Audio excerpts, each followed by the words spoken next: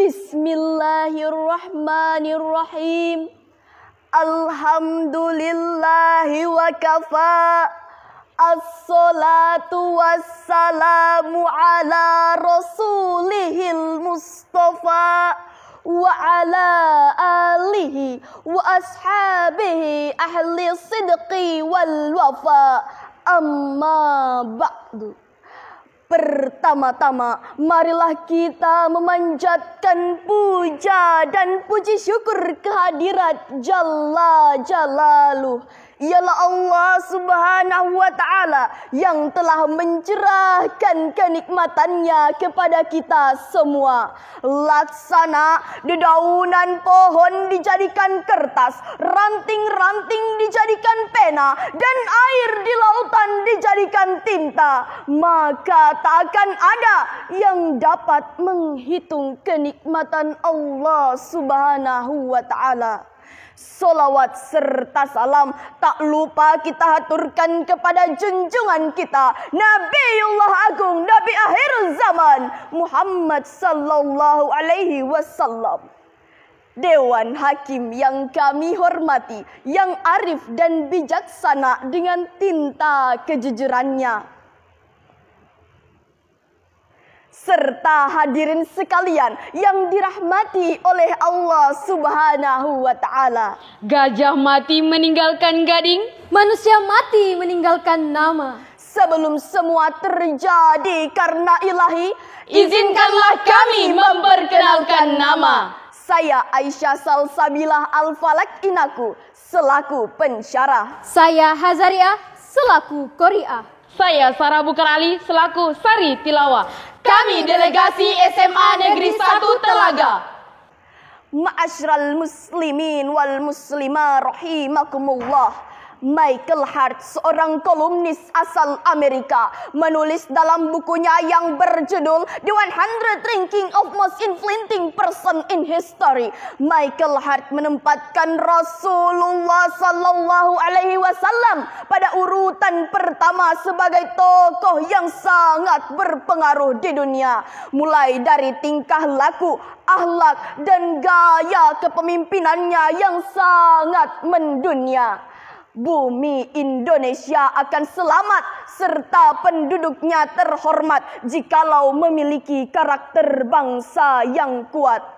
Oleh karena itu, kita harus bercermin pada top leader kita, Rasulullah sallallahu alaihi wasallam, sebagai pemimpin yang paling sukses di antara para nabi, para pemimpin agama, dan para pemimpin-pemimpin lainnya dalam membangun peradaban manusia.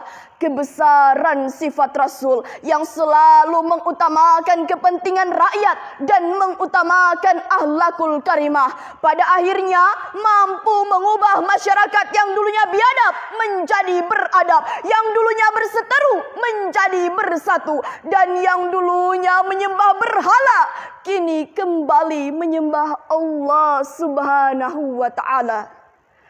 Lalu, bagaimana dengan akhlak pemimpin kita saat ini? Apakah telah mencerminkan teladan Rasul? Sebagai jawabannya, tergugah hati kami bertiga untuk mengangkat sebuah syarahan yang berjudul Kepemimpinan yang berlandaskan Hukum Al-Quran, dengan landasan Al-Quran Surah Al-Ahzab ayat 21. A'udzu billahi minasy syaithanir rajim.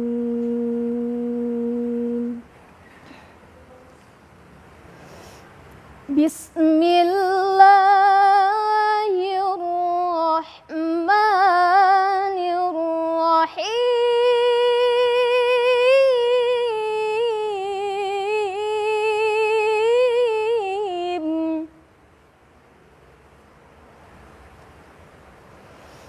Laqad kana lakum fi rasulillahi uswatun hasanah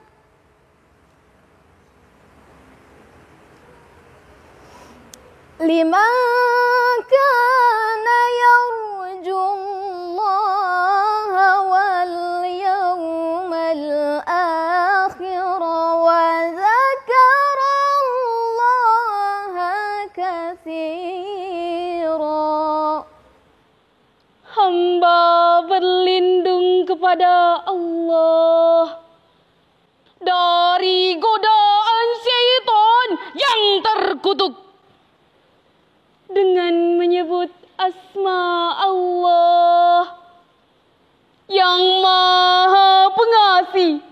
pilih kasih, Maha Penyayang, tak pandang sayang. Sesungguhnya telah ada dalam diri Rasulullah itu suri tauladan yang baik bagimu, yaitu bagi orang yang mengharapkan rahmat Allah dan ia mengharapkan kedatangan hari kiamat dan banyak menyebut nama Allah. Dewan Hakim yang kami muliakan, serta hadirin sekalian yang dirahmati oleh Allah Subhanahu wa Ta'ala. Maksud ayat tersebut telah menginformasikan sekaligus menegaskan kepada kita, sungguh telah ada dalam diri Rasulullah itu uswatun hasanah bagi kita. Rasul merupakan figur yang luhur, contoh tertinggi yang patut diikuti, mulai dari segi perkataan dan perbuatannya. Sebagaimana penafsiran Imam Ali As-Sabuni dalam Safwatut Tafasir, yakni Rasul is the walking Quran. Akhlak Rasul ibarat Al-Quran yang berjalan. Hadirin, namun timbul pertanyaan di benak kita, bagaimanakah dengan dinamika bangsa kita saat ini? Jawabannya adalah Alhamdulillah, karena masih ada pemimpin yang patut diteladani, masih ada pejabat yang bisa mengayomi, dan masih ada aparat yang peduli. Hal ini patut kita syukuri walau jumlahnya masih sedikit sekali, karena masih banyak pejabat yang kurang amanah, pegawai negeri yang korupsi, dan aparat yang belum bertaubat.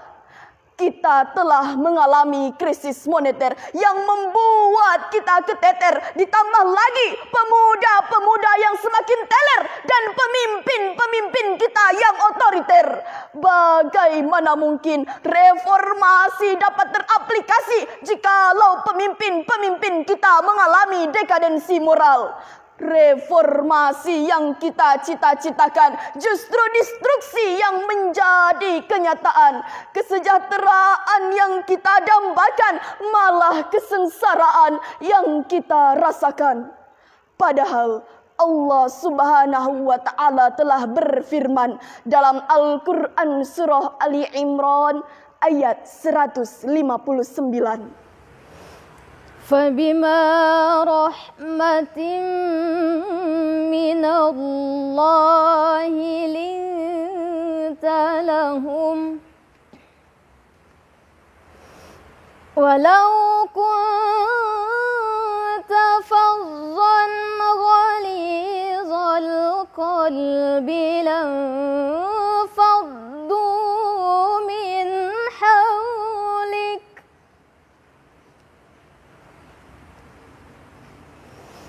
فاعف عنهم واستغفر لهم وساورهم في الأمر فإذا عزمت فتوكل على الله إن الله يحب المتوكلين صدق الله العظيم.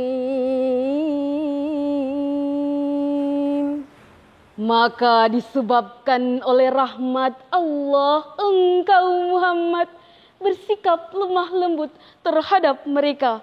Sekiranya engkau bersikap keras lagi, berhati kasar, tentulah mereka akan menjauh dari sekelilingmu. Karena itu, maafkanlah mereka, mohonkanlah ampun bagi mereka, dan bermusyawaralah dengan mereka dalam urusan itu. Kemudian apabila kamu telah membulatkan tekad, bertawakallah kepada Allah. Sesungguhnya Allah menyukai orang yang bertawakal kepadanya. Maha benar Allah dengan segala firman-Nya. Dewan Hakim yang kami hormati, hadirin sekalian calon penghuni surga, Profesor Dr. Quraisy Shihab dalam tafsir Al-Misbahnya volume 2 menjelaskan ayat tadi mengandung 4 cara Rasul dalam berdakwah sebagai seorang pemimpin yang berisi pesan moral bagi generasi muda sebagai pemimpin di masa depan, yaitu Lintalahum, Rasul senantiasa bersikap lemah lembut baik terhadap kawan maupun lawan. Fa'fu anhum wastaghfir lahum. Rasul senantiasa bersikap lapang dada, mudah memaafkan dan memberi ampunan di setiap kesalahan. wasyawirhum fil amri. Rasul senantiasa mentradisikan berkehidupan bermusyawarah dalam setiap mengambil keputusan. Fa iza azamta fatawakkal 'ala Allah. Rasul senantiasa berkomitmen untuk memantapkan suatu rencana, lalu Rasul bertawakal kepada Allah. Itulah cara dan strategi Rasul sebagai seorang pemimpin yang selalu menjadi tauladan dalam setiap membangun karakter bangsa yang kuat, yang berlandaskan pada akhlakul karimah, moral dan etika. Hadirin, apakah kalian tahu apa yang pernah disampaikan oleh pendiri bangsa kita, Insinyur Soekarno, di Persatuan Bangsa-Bangsa? Di hadapan para pemimpin dunia saat itu, beliau berkata, "Give me 10 youth, will shake the world." Beri aku 10 pemuda, niscaya akan kuguncangkan dunia. Oleh karenanya, hayatul fata wallahi bil ilmi wat tuqa idza lam yakuna la'tibaran li dzatihi. Hidupnya seorang pemuda demi Allah hanya dengan ilmu dan iman. Apabila keduanya tidak ada, maka tidak dianggap sebagai pemuda. Melihat kenyataan sekarang, banyak sekali teknokrat, birokrat yang pandai-pandai, bahkan memiliki banyak titel, mulai dari doktor, insinyur, ahli hukum. Tetapi mereka terpaksa menggunakan baju yang bertuliskan tahanan KPK. Mengapa banyak sekali ahli hukum tetapi malah dihukum, politisi tetapi korupsi, dan aparat tetapi memeras rakyat? Mengapa hal ini terjadi? Hal ini terjadi karena masyarakat kita hanya mengandalkan iptek atau ilmu pengetahuan dan teknologi. Masyarakat kita justru melalaikan imtak atau iman dan takwa. Untuk itu, terdapat 3 solusi yang patut kita perhatikan agar bangsa kita memiliki karakter bangsa yang kuat dan mampu bangkit dari keterpurukan. Adapun ketiga solusi tersebut adalah: Yang pertama, pemimpin harus menjadi public figure. Yang kedua, menjadikan Al-Quran sebagai pedoman dan petunjuk hidup. Dan yang ketiga, mari kita tingkatkan sumber daya manusia dengan kemajuan ilmu dan teknologi, dengan kematangan iman dan takwa yang akan bermuara pada akhlak yang mulia. Jika ketiga langkah solusi tersebut dapat teraplikasi, maka insya Allah bangsa kita akan memiliki karakter bangsa yang kuat dan mampu bangkit dari keterpurukan. Dewan Hakim yang kami muliakan, hadirin sekalian yang dirahmati oleh Allah, dari uraian syarahan Quran kami dapat ditarik 3 kesimpulan. Mari kita tingkatkan ilmu supaya negara maju. Tingkatkan iman supaya negara aman. Dan tingkatkan takwa supaya negara sejahtera. Baldatun thayyibatun wa rabbun ghafur. Sebelum kami menutup syarahan Quran kami akan melantunkan sebuah solawat. Rahman ya Rahman, sa'idni ya Rahman, isyrah sadri Qur'an, imla qalbi Qur'an, waslih hayati Qur'an. Rahman ya Rahman, sa'idni ya Rahman, isyrah sadri Qur'an, imla qalbi Qur'an, waslih hayati Qur'an. Rahman, bantulah aku Rahman, yang maha sa'idni penyayang. ya Rahman, Penuhi hati ini hanya dengan cinta dari Al-Quran. Lapangkan dada ini hanya untuk Al-Quran. Sirami hidup ini dengan Al-Quran. Jika bulan merindukan mentari, kilauan bintang menyinari malam hari. Jika Al-Quran penenang hati, Jadikan pemimpin sebagai tauladan hati. Demikian uraian syarahan Quran kami. Akhirul kalam, aqulul laku ilal liqa, ihdinas siratal mustaqim. Wallahu muwafiq ila aqwamit tariq. Assalamualaikum warahmatullahi